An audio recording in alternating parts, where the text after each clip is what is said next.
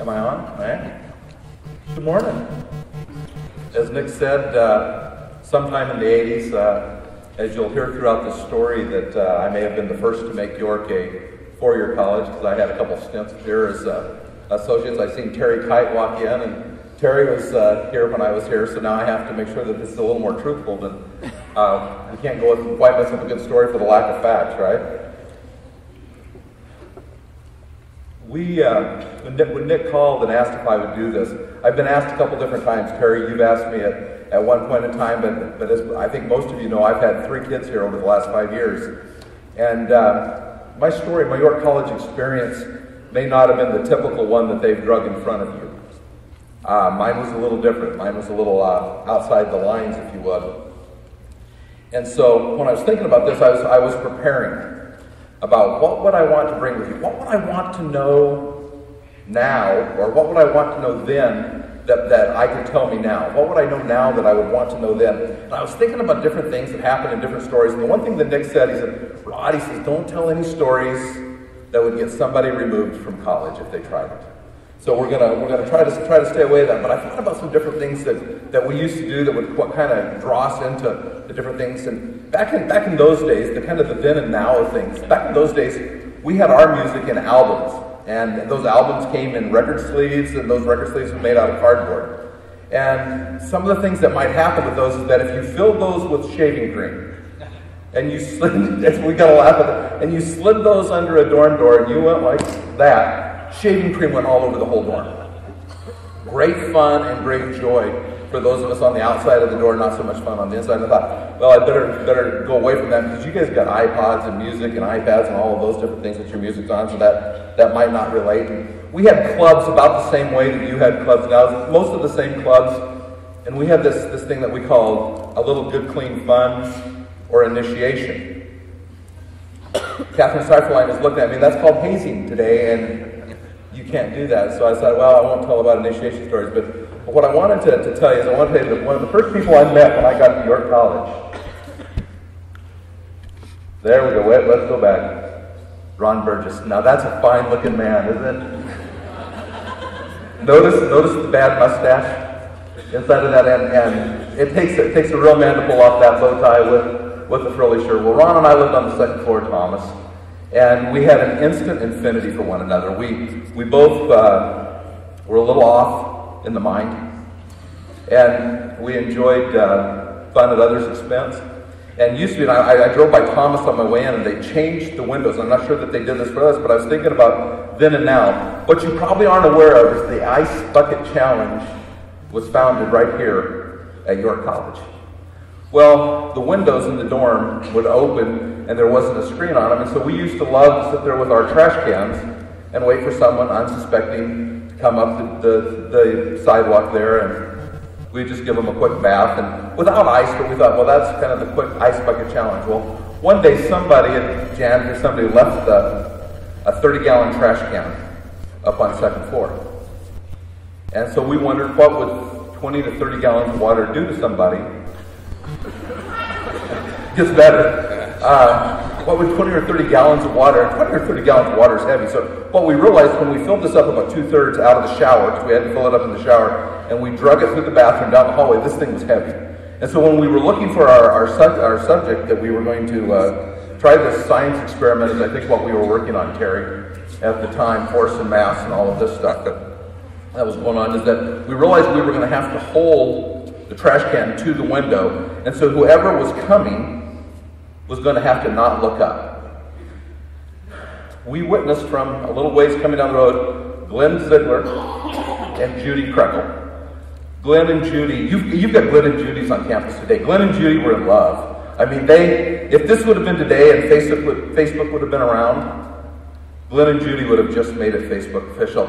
They were into holding hands, and man, they didn't take their eyes off of each other. And as they came walking by Garganis, and we were sitting on the north side of the dorm at that time, sitting there, and we had the trash can way up high, and they never looked up. Glenn opened the door, Judy went in, and I mean, we unloaded on him. And when that water hit Glenn is 6'6" and 260 pounds. He is a big man, and he hit the ground.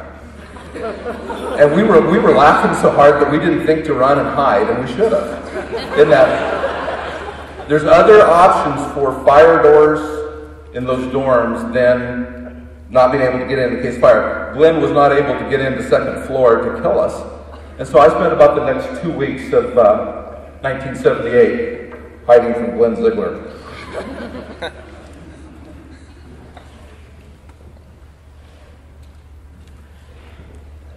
Thought I'd give you a little bit more then and now.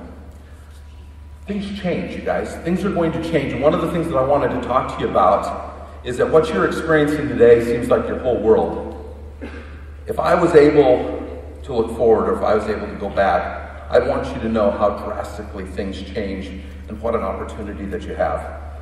My obnoxious rotten buddy, Ron Burgess, is now Dr. Ron Burgess. He lives in eastern Iowa. That would be Governor Branstad of Iowa that he was with right there. Ron matured and he grew up and he became respectable up to a point, right? We know him pretty well on that. Now, bad mustaches must have been a thing. This is my buddy Curtis Coble. Curtis was another knothead while we were here. And this is Curtis with his family, who's now a vice president of American Airlines down in Dallas. Things change. Willie, can you imagine Curtis?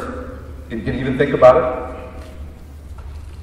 This is my buddy Steve Armstrong. The other good thing that you'll notice is that we all had fabulous hair back in the 70s and 80s.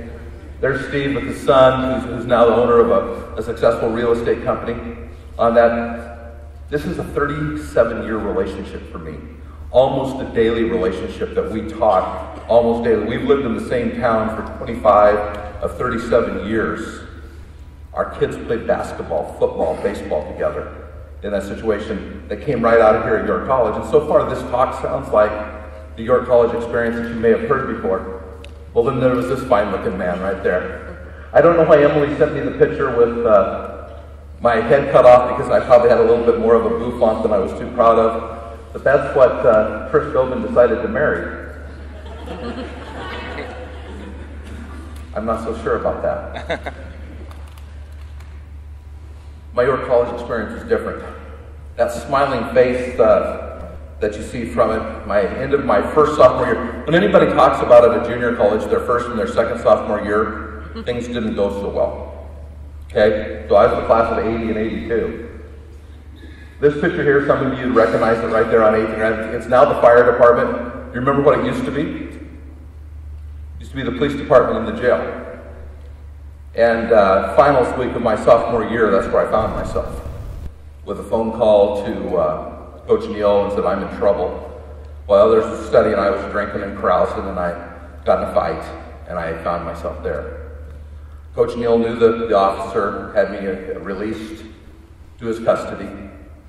The college had Dr. Rafi at that time that was a attorney, and he talked to the judge and said, Rod is leaving, we're very sure of that. And they let me go without charges pressed. That same smiling face that you see right there was a year away from my first trip to alcohol rehab.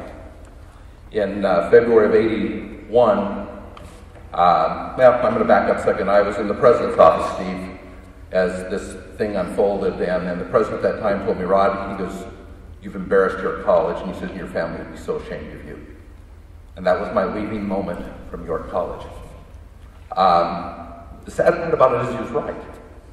I don't know that I needed to hear about the shame and all of that, but the part of this hole that I had in my heart was being acted out at York College. I came here with the idea of being what I wanted out of the York experience, and it took me a couple weeks to find that I still was chasing something that I wasn't. So as we went through that, I left and I went through treatment. I got my behavior, got my act kind of put back together. People wrote letters. They said, can Rod come back? We think that everything's changed. I came back, been sober probably a little over a year, 15 months in that, and my behavior was good. I was behaving my way okay. I looked okay on the outside, if you know what that means. I got hired by admissions. Can you imagine that? Admissions, I was successful with admissions. I was hired by admissions. We had a record year in 1983 And then a man walked into my office. I had recruited his daughter and said, Rod, how much money do you make here at York College? You know that he wasn't very affiliated with York College or he wouldn't have asked. And he said, how about I double that and give you a company car and you come and go to work for me at my company in Kansas City? My self-esteem, you guys, was so low. Even though I was behaving well, I was going through the action, I thought, boy, this will make me who I need to be. I'll go get this big job. I'll be who I need to be. And I got to Kansas City, started work on November 15th, and on December the 31st, New Year's Eve, I was drunk again. So a period of about 6 weeks, I lost 19 months of sobriety. And for about 3 years, Nick gave me 15 to 20 minutes, and I better get moving inside of this. For about 3 years, I drank very, very steadily, and I behaved very, very poorly, and I continued to chase things because I had this hole in my heart. I believe each and every one of us are created with this hole in our heart. I believe that God has created us with this hole in our heart that was designed to be filled with Him, and was designed to be filled with Him alone, and everything else that you can stuff in it. When you want to stuff in drugs, when you want to stuff in alcohol, when you want to stuff in women, when you want to stuff in some of the good things, when you want to stuff academic achievement or career achievement or family achievement, all of those different things, if they go in that hole, before God is in that hole gets bigger, you guys. It's something that I would tell you that if I could tell my 54, almost 55-year-old self, if I could go back and tell my 18-year-old self, first thing I'd say is get your head out. Make better choices. Because I'm going to tell you that the choices that I made, and there's some of you that are sitting in this front row that knew me when. You know, and that was one of the hard parts about even thinking about coming back here. I got out of this second stint of rehab, and I started behaving good again. I didn't drink. I made it for 3 years before my lovely wife and I got married. And on our wedding day, April 8th of 1989, she gets a phone call from somebody that knew me and said, don't do this. Don't marry him. This is a bad man. So even with changing my behavior, get that, my choices, my poor choices, my past seemed to follow me. I'm very, very grateful that my lovely wife didn't listen that day, and 26 years later, we still do okay, don't we? On that, but one of the things that had to happen there that changed, and it didn't happen then, but there was a time in my life that just behaving well, that just doing the right things wasn't enough. I had to go out and I had to figure out how to establish a relationship with Jesus Christ. I had to establish this personal relationship with Jesus, not this knowledge. I knew all about God. I came out of a family of preachers. I was an honors Bible student. All of the knowledge in the world about God didn't seem to do me any good.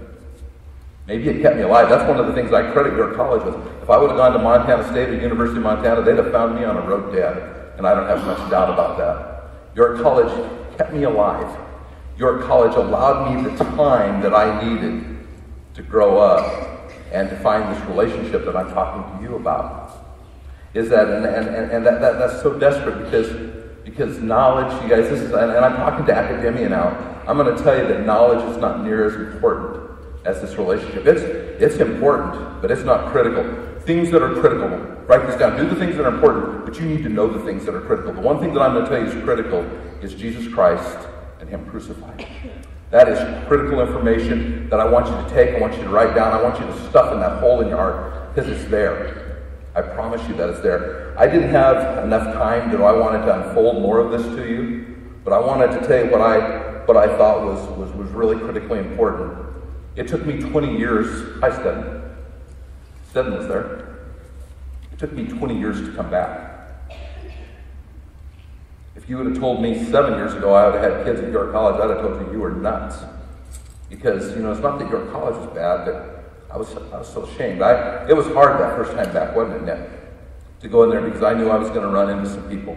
And that even to this day, I can tell you to this day, there's people in our class that are going, Rod Goben spoke at chapel. Was he doing time or that they get court judged or whatever, and those are hard things, you guys. But I'm telling you, you are living in the best time of your life. You have the greatest opportunities at such a fresh place. to take this York College experience. And one of the things that we always hear about the York College experience, your college experience is very secondary to your Jesus experience. You'll see the people that are shaking their heads because your college experience is good, it's special, but it's not nothing compared to your Jesus experience. One of my favorite verses is Ephesians 3:20, and it says, "Now all glory to God who is able." Not might be able, not can be able, sometimes is able. All glory to God who is able, through his mighty power and his work within us. Is that he indwells this Holy Spirit. If you're willing to accept him, if you're willing to walk with him, if you're willing to put him first, if you're willing to submit yours to his, he's able to accomplish more than what we can ever imagine. I've got a pretty vivid imagination. He can do more than I can ever imagine. I want to encourage you to don't waste this time. This is an opportunity for you to make really, really good decisions, to come out of here not only with this great college experience, not coming out of here with this degree. You look at that list of guys that I went back through and I showed you, not one of those would have been on the who's who or the top 10 list. And yet, I think about Curtis. Curtis Coble came out of Fayetteville, North Carolina, and he was baptized on this campus, and he's one of the finest men of God I know. That's a success story. I want you to have that. I want you to be able to experience that. Thanks for listening to an old guy from a long time ago. Please know what's important and go put God in your heart. Thank you.